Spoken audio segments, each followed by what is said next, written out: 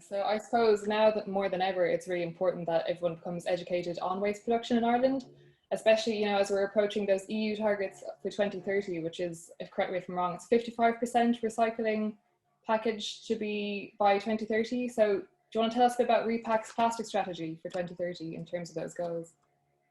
Well, there's targets set for 2025 and 2030. So plastic, it actually is one of the most ambitious recycling targets that we have set in front of us.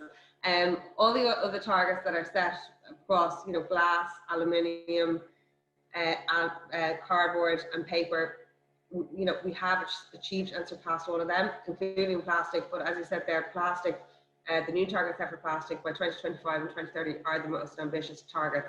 So we have a roadmap and a plastic strategy. We're working closely with our members on an initiative called the Plastic Pledge Initiative to try and encourage them to recycle as much plastic as they can, to reduce the plastic you know, on their materials, and working with the public to educate them and businesses to educate them about, to encourage them to recycle as much plastic as we can to hopefully help us achieve reaching those targets, the plastic targets. But yeah, they're ambitious targets that are set for Ireland, you know, and across the whole of the EU, you know, all of the EU states, member states have plastic recycling targets as well as other targets across materials. And, you know, every member state is looking at plastics because everyone knows that they are ambitious and, you know, they'll be hard to achieve.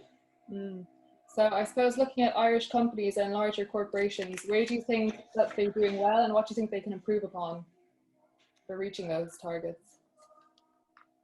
Well, see, they reach the targets through Repak.